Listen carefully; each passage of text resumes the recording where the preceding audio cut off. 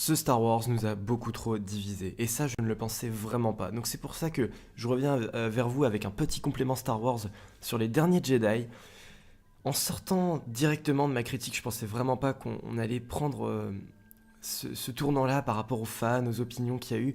J'étais vraiment persuadé que ce Star Wars allait vraiment nous rassembler, vraiment persuadé de ça, qu'il avait vraiment fait les bons choix, qu'il avait fait avancer les bonnes choses dans le film d'une certaine façon, peut-être un peu osée, ça je dis pas le contraire. Mais vraiment, voilà, là j'ai pas vraiment compris tous les retours et toute cette ce déchirement qu'il y a eu entre les voilà des avis de certaines personnes qui ont adoré et qui ont détesté. Et moi, franchement, je suis pas du genre à donner des leçons, à dire ouais, tous ceux qui sont pas d'accord avec moi, vous dites de la grosse merde ou quoi, voilà, comme par exemple pourrait le faire Durandal. Non, moi je suis pas du tout dans ce délire-là. Mais j'ai su par exemple adorer des films que tout le monde a détestés comme Suicide Squad ou détester des films que tout le monde a adoré comme Logan cette année. Seulement là on parle d'un Star Wars. En tant que fan, j'apprécie énormément Star Wars. Les 7 films qui sont sortis, voilà, j'ai aucun Star Wars pour moi qui est vraiment détestable à un tel point que je l'ai oublié ou que j'ai fait en sorte de me dire que ça n'existe pas, que c'est incohérent ou quoi, pas du tout. Non, je suis vraiment très fan de Star Wars, donc j'aimerais juste vous dire pourquoi, à mon avis, ce Star Wars, les derniers Jedi, est de cette façon pour diverses raisons, pour des bonnes raisons qu'il faut savoir prendre en compte déjà en amont avant de critiquer le film pour ce qu'il est. Parce que vous pouvez détester le film, vous pouvez ne pas l'aimer, ça je dirais jamais le contraire, et je comprends certains avis, voilà, où on peut aussi trouver des torts à ce Star Wars. Moi j'en ai trouvé certains qui sont très objectifs, comme le personnage de Rose, l'intrigue de Finn qui est peut-être stérile, mais pas inutile, ça je vais y revenir, vraiment pas inutile, et a raison d'échouer en fait. L'intrigue autour de Finn a raison de ne pas aboutir dans le film, je vous en reparlerai. Il y a les musiques de John Williams qui étaient vraiment assez transparentes aussi, à réécouter, mais tout de même, j'ai quand même été assez attentif, et oui, voilà, il y a des torts dans le film. Je dirais pas le contraire. Le fait qu'il soit osé, je l'ai même dit, il y a peut-être un peu trop de rebondissements. Pour moi, ça a été très positif, mais j'avoue que ça peut aussi perdre un petit peu. Voilà. Maintenant, tout cela exclu, ça reste un véritable miracle et une pure réussite sur bien des niveaux, ce Star Wars. Et je vais tâcher de vous expliquer pourquoi, en fait. Par exemple les révélations qui vous auraient déçu, les aboutissants du film que vous n'avez pas compris ou que vous avez trouvé totalement à côté de la plaque, en fait sont à remettre sur le dos du précédent film. Je vais nuancer aussi un petit peu dans ce contexte-là, voilà, je vais pas non plus que tacler le 7, mais le 7 étant ce qu'il est, il a mis en place une stratégie qui s'est cassée complètement la gueule. Le 8 en fait n'est qu'une conséquence logique de cette stratégie mise en place, et forcément, voilà, la cause c'est l'épisode 7, la conséquence c'est l'épisode 8. Donc si vous n'avez pas aimé l'épisode 8, il y a aussi un certain travail de remise en question à faire sur le 7. L'équipe du 7ème épisode, J.J. Abrams, etc., ont commis une erreur. Parce que si J.J. Abrams a eu les épaules pour son Star Wars, il n'a pas su générer et assumer l'impact qu'a créé son Star Wars Le Réveil de la Force. Je m'explique, en fait, c'était que son Star Wars était pourtant imprévisible à l'avance, totalement hors de portée de l'imagination des fans à l'époque de 2015, et de 2014 même avant quand on en parlait un peu avant sa sortie, 2015 dans le courant de l'année, voilà. Il n'a jamais su profiter en fait de cet avantage qu'il avait entre les mains d'avoir un Star Wars tout à fait imprévisible. On savait seulement qu'il y avait certains personnages du 6ème qui allaient revenir, qu'un nouveau Star Wars se préparait, mais on ne savait pas du tout ce qu'il aurait pu avoir comme contenu en fait. Et jamais il n'a su profiter de ça pour prendre un peu d'avance dans sa nouvelle trilogie, un peu d'avance sur la saga. Il n'a fait que l'intro d'un épisode dans son Réveil de la Force à l'époque du 7. Moi je le savais pas encore tout ça, mais avec le 8, ça vient confirmer ce fait qu'il n'a fait qu'une seule intro d'épisode. Je suis désolé, mais à mon avis, de ce que j'en pense, et je sais que je suis pas le seul à penser ça, il y a seulement un début d'épisode, il y a peut-être un milieu qui arrive sur la fin, et on s'arrête là, voilà. Et les avis négatifs comme positifs de l'épisode 8, et l'épisode 8 en lui-même, viennent vraiment me persuader que, en effet, l'épisode 7 n'est pas un épisode qui s'est achevé, qui a abouti. La stratégie qu'il a voulu mettre en place de se casser, de se terminer d'un coup comme ça, avec autant de choses laissées en suspens, fait que la stratégie était mauvaise. Pourtant ça part d'un bon sentiment, l'idée de redonner un nouveau souffle à la saga, tout ça, mais quand on a peur de prendre des risques et d'aller au bout des choses et de laisser autant de suspense comme ça, on peut pas blâmer l'épisode suivant qui lui prend un peu les choses en main et va y laisser des plumes pour essayer de secouer un peu le spectateur qui s'était un peu emmerdé quand même devant le Réveil de la Force. à tel point qu'il s'est inventé lui-même des dizaines de théories et de scénarios dans la tête sur la continuité de cet épisode. C'est pas forcément bien d'avoir fait ça veut dire qu'on n'en a pas raconté assez, qu'on n'a pas assez posé les limites du film, et qu'on n'a pas su quelle direction en fait il a choisi de prendre dès le départ. Voilà, ça s'appelle une bande-annonce en fait, ça, ne pas connaître les limites du film que tu vas voir, ne pas savoir quels sont les aboutissants, ne pas savoir où ça va démarrer, où ça va se terminer, voilà, avoir un début d'intrigue et rien d'autre, c'est une bande-annonce. Parce que Gigi, il colle des non-dits partout, sur tous les persos, et presque aucun développement logique, aucune origin story sur aucun. On n'a rien. Ça veut dire qu'on a des éléments, mais on n'a rien qui les rende intéressants et logiques. Et ça, pourtant, ça devrait être dans le film, ça ne devrait pas être laissé en suspens pour les suites. Si on introduit des nouveaux éléments, il faut tout de suite les rendre logiques, intéressants, fluides dans ton récit. Il faut pas attendre les prochains films pour ça. On parle quand même d'une nouvelle trilogie, il n'y a que 3 films pour le faire. Peut-être que les épisodes suivants encore seront en rapport avec les personnages de cette trilogie-là, mais il fallait, quand on fait un Star Wars, on fait un Star Wars jusqu'au bout, on fait pas un demi-Star Wars pour s'arrêter là et te dire, voilà, on a la moitié de quelque chose, et les autres épisodes vont répondre à non, pas du tout, fallait déjà aller, fallait profiter du côté imprévisible, comme je l'ai dit, pour faire des grosses révélations dès le départ. Voilà, parce qu'on ne pouvait pas les anticiper. Que là maintenant, entre le 7 et le 8, on a pu faire notre scénario dans notre tête, et ça je vais revenir. Parce que comment tu veux redémarrer une nouvelle trilogie quand on est à ce point-là? Tu sais pas où on a commencé, presque tous tes persos centraux sont des nouveaux persos et en grande quantité, on ne sait pas d'où ils viennent, on ne sait pas non plus clairement vers quoi ils se dirigent, quelle est vraiment leur destinée. Mec, il faut faire soit l'un, soit l'autre. Soit t'as les origines, soit t'as un début de destin qui se met en place. Je veux bien d'accord que ce soit un truc assez osé, qu'il ait tenté quelque chose, mais ça a foiré, comme je vous l'ai dit au début, parce que ça a plus posé des contraintes pour l'épisode suivant dans son contenu que des possibilités. Vas-y le 8, alors attention, t'as du boulot, hein. Tu as 2 heures pour me faire le background de Kylo, Rey, Snoke et Luke, entre autres, et en plus de ça, t'as leurs nouvelles aventures en même temps qu'il faut placer dans ton film, que j'ai laissé totalement en plan à la fin du mien. En plus, j'ai fait croire à tout le monde que ça allait être un putain de truc chambé en plus, hein. Allez, vas-y, à ton tour. Bah ouais, t'es gentil le 7, mais entre une scène de l'étoile noire Starkiller et ta cantina de Maskanata, là, tu pouvais pas en parler un peu vite fait de tes personnages, de toutes les intrigues vraiment posées? Au lieu de faire un début, tu pouvais pas aller commencer à prendre des décisions, des directions vraiment tranchées? Parce que moi, dans mon film, je scie mes idées à insérer, mec, hein, j'ai pas juste à terminer le taf que t'as commencé. En faisant ça, les équipes du 7 ont foutu la pierre sur le dos de leurs successeurs. Tout simplement. Non, parce que résultat, il y a quand même 2 ans de passé, comme je vous l'ai dit, et avec tout ce que tu tisses comme un fou dans le 7, il y a des centaines de théories qui fusent dans l'espoir de l'imaginaire, et rien qu'en faisant ça, en faisant autant, eh ben tu crées déjà de la déception à l'avance, c'est tout. Parce que tu sais très bien qu'il y a des dizaines de théories en place, et tu sais très bien qu'il n'y aura pas des dizaines de versions de l'épisode 8, donc si tu crées vachement d'imaginaire et vachement de théories possibles, c'est autant de portes qui vont se refermer dans le 8. Et c'est là que Rian Johnson n'est absolument pas tombé dans le piège, car lui, il ne laisse aucune trace, aucun élément de ce que pourrait être le 9, pour laisser le suspense totalement entier, et non pas à demi révélé, justement. Donc 2 ans après, comme Rian Johnson, lui, n'avait pas envie de faire le Star Wars que tout le monde voulait et que tout le monde attendait, parce qu'il manquerait plus que ça, franchement. On te donnerait le Star Wars que t'as envie de bouffer, alors qu'on a reproché justement au précédent d'être hyper prévisible.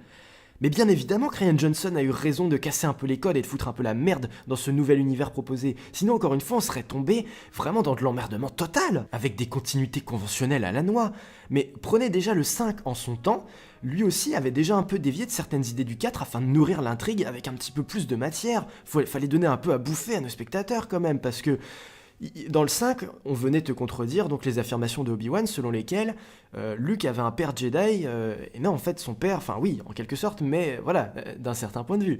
Voilà, il fallait nuancer et te dire non, Obi-Wan a menti. Donc c'est un peu pareil avec cet épisode 7, faut pas prendre pour argent comptant tout ce qu'il vous a annoncé, tout ce qu'il vous a révélé, faut aussi se dire, un Star Wars et un bon Star Wars réussi comme je vous l'ai dit dans ma critique, c'est un Star Wars qui surprend, qui te fait des retournements de cerveau, qui te perd totalement, mais dans le bon sens du terme, pour te recentrer sur ce que justement on a envie d'insister et pas sur ce que tu t'attendais. Ce serait vraiment dommage que l'épisode 7 vous ait pré-spoilé tout ce qu'il y aurait eu dans le 8. Ça aurait été malheureux, même triste. En ce qui concerne Star Wars, ça aurait été vraiment raté. Là, on aurait pu parler d'un Star Wars raté si on avait pu tout anticiper.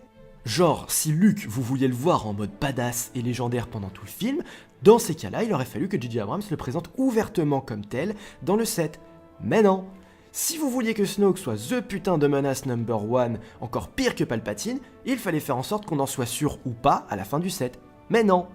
Au moins on aurait pu introduire plusieurs nouveaux mystères et déroulements propres à ce 8ème, comme je vous l'ai dit, mais comme il voulait laisser la tonne de sous-entendus genre ouais, on sait pas, peut-être, pourquoi pas, Bah, les fans en 2 ans, ils ont déjà fait leur scénario à l'appel, et forcément, t'as un peu niqué le game du prochain film en termes d'attente, c'était forcément comme ça que ça devait se passer. Donc qu'est-ce qu'on doit faire? On doit repartir un peu de zéro pour essayer de créer un peu de fantasme et de richesse dans ce 8ème, et pas juste une continuité linéaire que tout le monde aurait vu venir à des kilomètres aussi. Donc voilà, concernant grosso modo les révélations, si elles ne vous plaisent pas, je pense que c'est en grande partie la conséquence logique de la stratégie mise en place par le set, qui jouait sur une quantité de suspense beaucoup trop lourde à porter, et qui était trop dur à gérer dès le départ. Ça restera quelque part le désaveu que le réveil de la force ne l'a pas finement joué, et que ça démarre vraiment avec le 8 qui vient dire « Voilà, la base est posée, ça se passe comme ça, tant pis on ne peut plus revenir en arrière, on a trop perdu de temps, maintenant il nous faut une conclusion, il nous faut des développements qui vont se mettre en place, qui sont déjà mis en place même selon moi, et d'autres éléments aussi à venir pour le 9, parce qu'on peut pas en rester à cette demi-épisode du 7 où il faut terminer ce qu'on a commencé. Non, maintenant c'est fait, on avance. Donc voilà, j'espère que j'aurais au moins pu essayer de vous convaincre sur le fait que ce 8ème épisode et comme cela aussi, est une conséquence de l'épisode 7. Voilà, l'épisode 7 a aussi sa part de responsabilité de ce que Rian Johnson a dû être obligé de faire, dans un sens, a été contraint à cause justement de cet épisode 7 qui a pris des décisions beaucoup trop claires dès le départ, ou pas assez dans un sens. Enfin voilà, il y avait un entre-deux, il y avait un truc voilà à moitié fait. C'est comme ça que je l'ai perçu moi, et je pense que ça se tient tout à fait. Voilà, tous les éléments sont là pour vous dire que oui, le set a fait comme ça, a mis en place une nouvelle stratégie peut-être, qui s'est avérée absolument mauvaise pour la continuité de l'histoire. Quant à quelques petits détails après, pourquoi l'intrigue autour de Finn devait ne pas aboutir et se devait forcément d'échouer afin de servir l'histoire et l'intrigue, c'est que si Finn n'avait pas échoué, il aurait rapporté le hacker et la technologie afin de brouiller l'émetteur du super gros Star Destroyer du Premier Ordre. En gros, le film se serait terminé là, quoi. Finn et Rose réussissent leur délire, ils rentrent sur le vaisseau de la Résistance, et fin du film. Ils se barrent en vitesse lumière, et ils sont hors de portée de la Résistance, du Premier Ordre. Vous comprenez quand même que ça n'aurait pas été possible, ce genre de film. Il se fallait que Finn et Rose aillent dans un cul-de-sac, dans un truc vers une mission totalement inutile, totalement perdue d'avance. On voit d'ailleurs que la Résistance est un peu désespérée à ce moment-là. Quand j'ai appris c'était quoi leur mission, je me suis dit « Oh putain, vous en êtes là, va falloir aller chercher un vieux débris de hacker sur une planète de merde un peu corrompue. On en est là, on sent un désespoir. Moi je trouve que voilà, c'est la dernière chance. Et tu dis putain, j'ai l'impression que même eux, ils y croient pas trop. Mais c'est important, parce que c'est ça qui va mettre en place l'échec de la Résistance, qui va donner lieu à des scènes magnifiques, comme la scène forcément où le super croiseur de la Résistance passe en vitesse lumière sur les vaisseaux du Premier Ordre. Avouez que c'était magnifique, c'était super beau, c'était riche pour ce 8ème épisode. Il nous fallait des trucs comme ça, il fallait pas une fin heureuse où tout le monde a gagné, on rentre chez nous, et l'épisode 9 ça va être la dernière grosse baston, c'était impossible. Imaginez, on n'aurait pas eu la fuite sur la planète Crate, la planète vous savez où il y a des poussières rouges sur du sel, enfin voilà. On n'aurait pas eu non plus donc du coup la confrontation Luke, Kylo Ren et toute la discussion qui s'est mise en place, la mise au point des deux personnages, on aurait manqué tout ça. Voilà, le simple fait que Finn et Rose aient échoué vient donc donner lieu à cette fin de film où ils ont tout raté, donc il y a une fin qui se met en place. C'est aussi con que ça. Ça vous plaît pas, c'est normal là aussi, mais dans un sens, c'est une bonne chose. Ça laisse lieu aux meilleures scènes de cet épisode 8 qui n'auraient pas été possibles tout simplement si Finn et Rose avaient totalement réussi leur délire. Bon, et puis on va conclure peut-être sur, je pense que j'ai un peu fait le tour, mais sur Leia par exemple aussi, juste prenez en compte le fait que c'était le dernier film où on voit Carrie Fisher. Qu'elle devait être très importante dans le 9, ça on le savait tous, elle devait tenir une place capitale. J'ai eu très peur, enfin voilà, on ne pouvait pas se permettre de la sortir comme ça, genre elle meurt ou elle disparaît, elle s'en va. C'est pas possible, c'est son dernier film. Ok, la scène où elle revient dans le vaisseau avec la force est un petit peu chelou, mais Dieu sait que dans le 7 déjà je voulais la voir utiliser la force, et c'est pas le seul petit moment où elle ressort la mort de Han Solo qui m'a suffi. Il était temps de dire aussi, Leia, bordel, c'est une Skywalker. Dans le 6, à la fin, on te le dit. Donc si la nouvelle trilogie n'a pas compris qu'il faut aussi jouer sur ce point, mais elle s'est complètement trompée.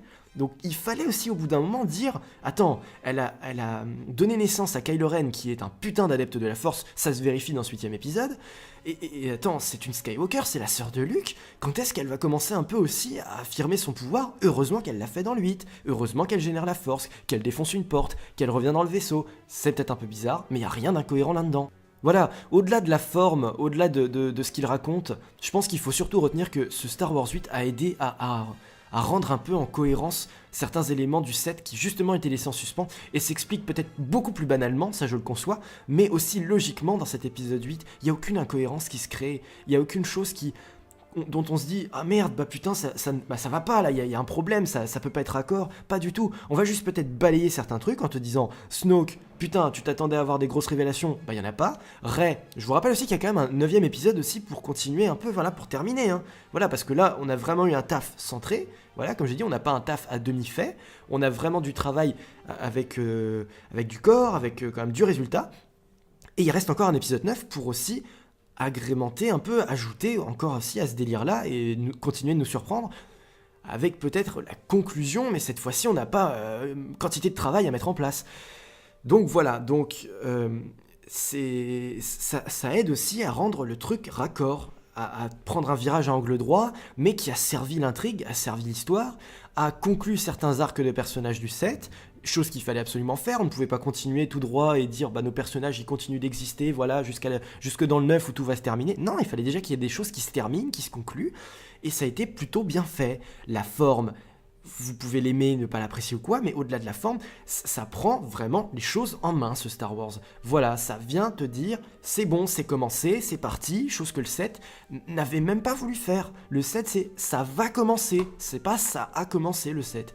Donc voilà pour les derniers Jedi. C'est un film très bénéfique, qui vraiment apporte beaucoup de choses, beaucoup plus qu'on ne le croit, et qui souffre aussi un petit peu de son prédécesseur, parce qu'il doit forcément, étant donné la forme du prédécesseur, prendre en compte justement, certains disent qu'il ne prend pas du tout en compte le 7, mais justement il est totalement forcé et obligé de prendre en compte le 7, au point que justement il peine à mettre en place ses nouvelles idées à cause du 7 qui a pris un parti pris tellement imposant que voilà. Et ben si les derniers Jedi justement ça prend bien en compte le 7 tout en venant apporter aussi de nouvelles idées dans le 8, on va juste pas continuer grossièrement ce que le 7 a fait sans apporter un peu de fraîcheur, c'était impossible. Voilà, j'espère que cette petite vidéo vous aura fait peut-être un peu voir plus clair par rapport à ce Star Wars, et si vous n'arrivez pas à l'apprécier, j'espère au moins que vous comprendrez un peu pourquoi il a été fait comme ça. Voilà, je pense que c'est un des films que je vais le plus défendre cette année. C'est clair et net, et peut-être même encore dans les prochaines années à la sortie du 9, je ne manquerai pas de rappeler que ce film a très bien réussi son taf, et il faut le défendre. Il faut surtout pas voir une menace ou quelque chose qui a dénaturé Star Wars, absolument pas. C'est beaucoup plus complexe que ça, et c'est finement joué contrairement à certains autres épisodes, le 7 par exemple. Voilà, merci à vous d'avoir suivi ce petit podcast, et on se retrouve bientôt pour d'autres critiques, d'autres vidéos. Donc voilà, à la prochaine et salut à tous.